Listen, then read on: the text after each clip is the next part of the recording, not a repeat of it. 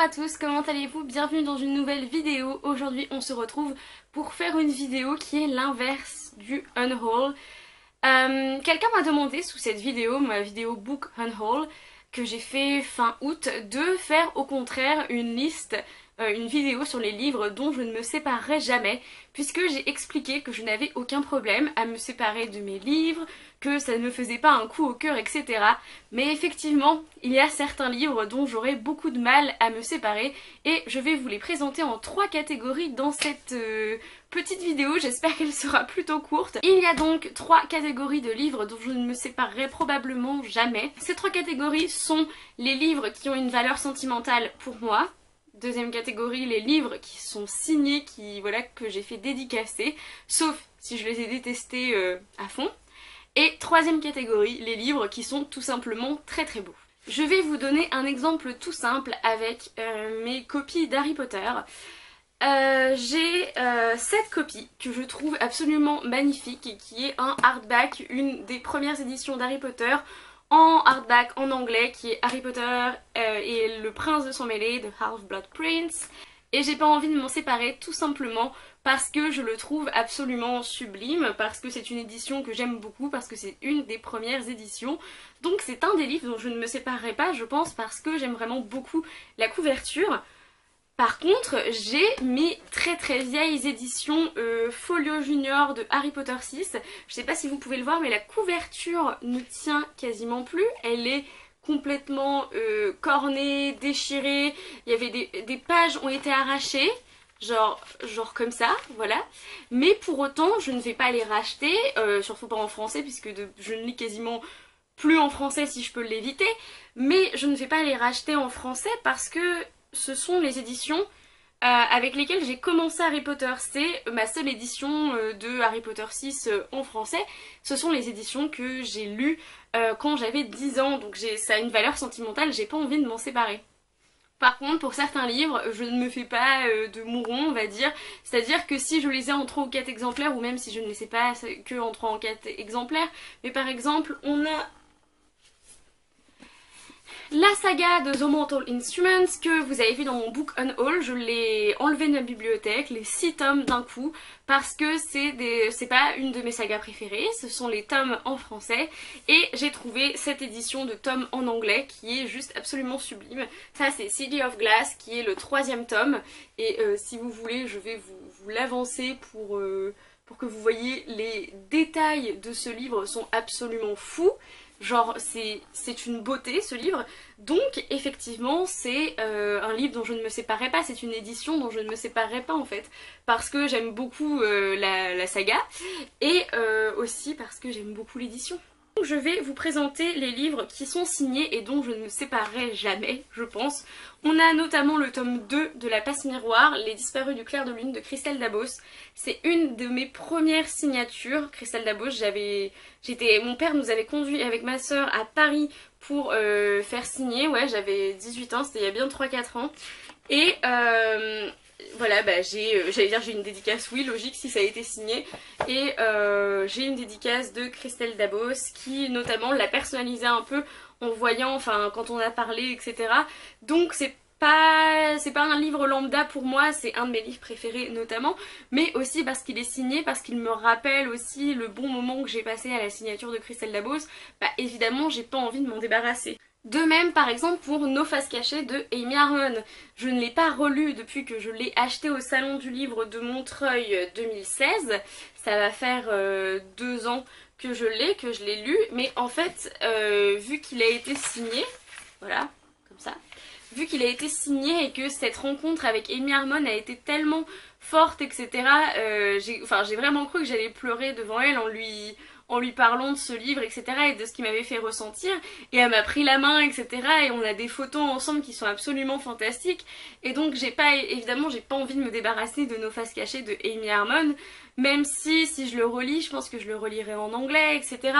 Mais ça a été un livre important pour moi et ça me rappelle un très très bon souvenir. On pourrait dire la même chose de Sirius de Stéphane Servan que j'ai fait dédicacer l'année dernière au salon du livre de Montreuil. Donc voilà, déjà c'est un livre que j'ai beaucoup aimé, donc j'ai envie de le garder, c'est un livre qui est absolument sublime, donc j'ai envie de le garder, et en plus il est dédicacé à mon nom, voilà, j'ai discuté avec l'auteur, et donc pareil, ça me rappelle un très bon souvenir, et je pense pas que je m'en débarrasserai, parce que enfin, ça me fait plaisir, et des fois si j'ai envie de re-regarder ce qu'il a écrit, qui était absolument gentil, charmant, bienveillant, tout ce que tu veux, tout ce que vous voulez, bah voilà, j'ai pas envie de m'en débarrasser en fait, tout simplement.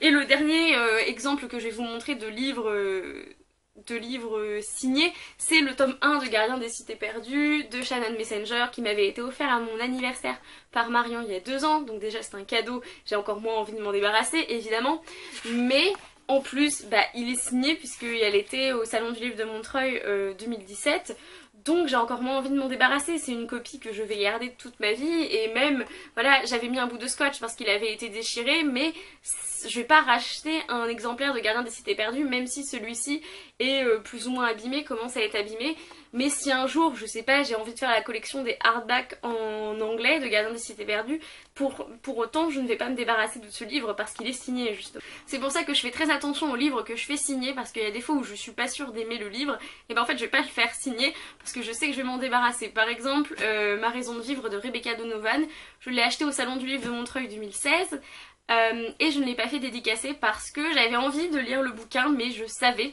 tout au fond de moi que ça n'allait pas être mon nouveau livre préféré, donc je me suis dit bah non, on le fait pas dédicacer parce qu'en fait sinon après tu pourras plus le redonner, etc., ou alors il faudra mettre du blanco, ou voilà, et que sais-je, et donc ce sera pas très cool.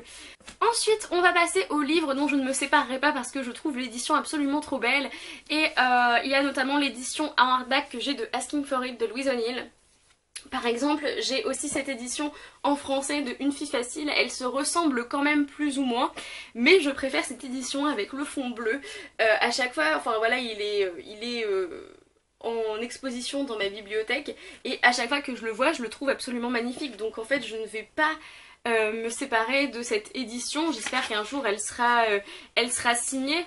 Mais j'ai vu des éditions en paperback, je crois, qui étaient signées par Louise O'Neill, genre en Irlande, à Waterstones ou quelque chose comme ça, et j'allais pas les remplacer parce qu'en fait c'est cette édition là que je préfère.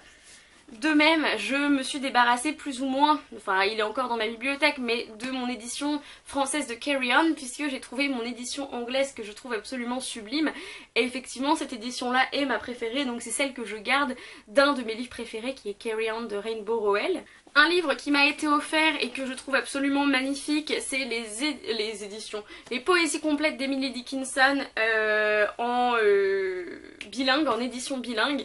Voilà, je pense que je trouverai pas de livre avec une aussi belle couverture, elle est super simple, mais je la trouve super belle, et voilà quoi, j'ai d'autres éditions de poésie d'Emily Dickinson qui sont pas aussi belles, et peut-être que je les sacrifierai plus que celle-là qui est en plus complète et qui est absolument sublime.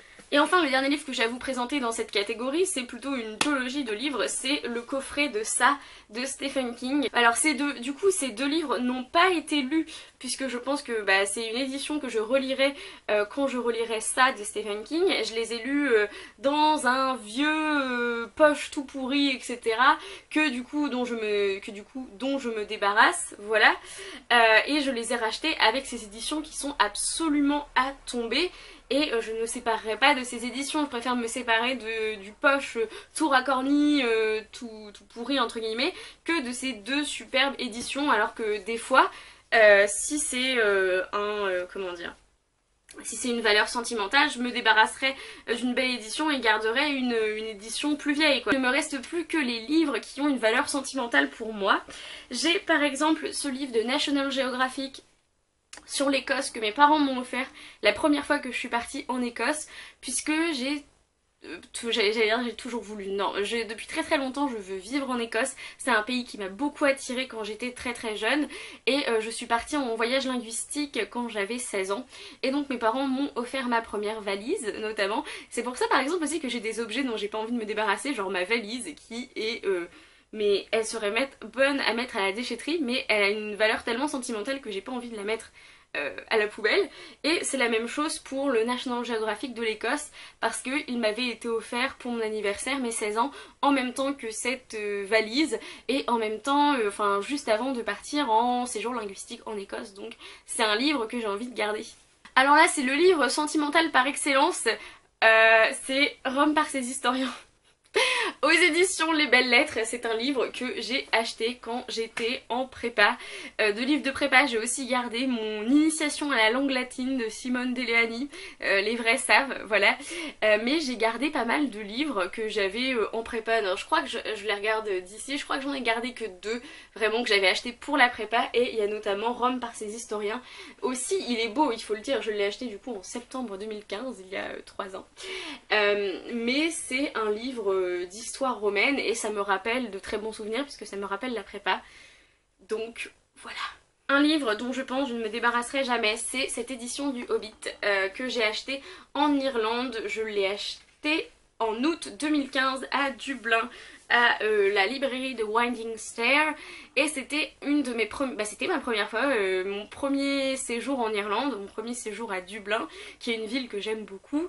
Comme vous le savez, j'ai passé 4 mois en Erasmus en Irlande, et donc pareil, c'est un petit peu la valeur sentimentale. Les livres que j'achète à l'étranger, souvent, c'est parce que je les choisis dans une librairie bien précise. Des fois, quand je suis à l'étranger, je choisis une librairie et j'achète un livre dedans pour le garder, pour mon souvenir. C'est par exemple le cas de Why I'm No Longer Talking to White People About Race de Rennie Edo Lodge, que j'ai acheté à Londres quand j'y suis allée au mois d'avril avec mes amis d'Erasmus.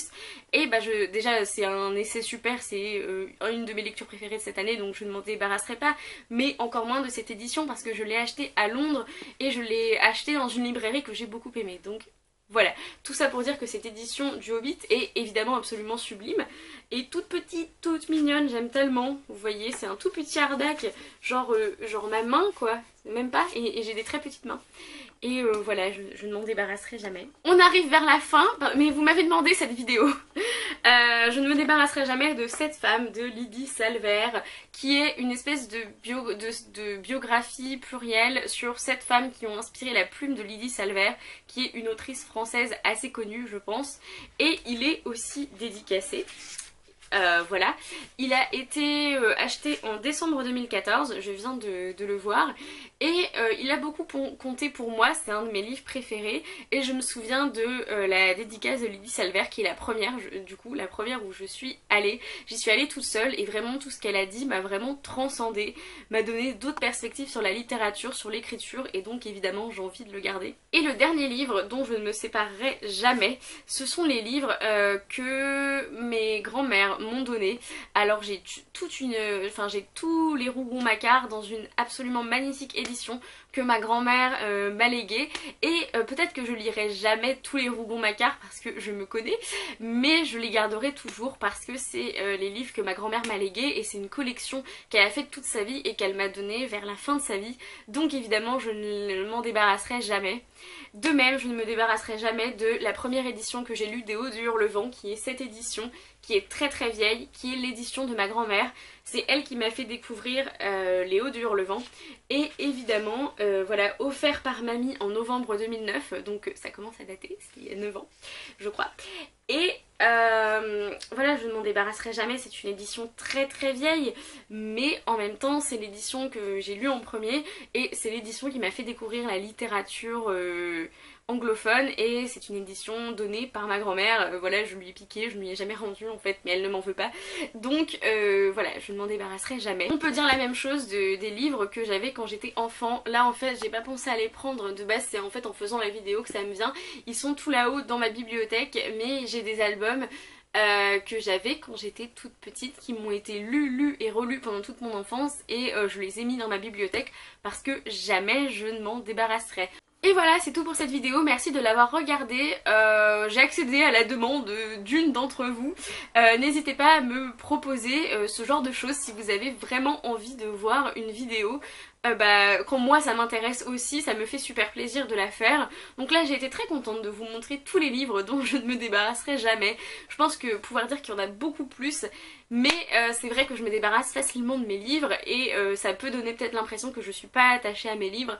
Mais si en fait, je suis très attachée à certains de mes livres et bah voilà, ceux-là je ne m'en débarrasserai jamais. C'est tout pour cette vidéo, j'espère qu'elle vous aura plu. En attendant une prochaine vidéo, lisez bien, amusez-vous avec vos lectures et bisous.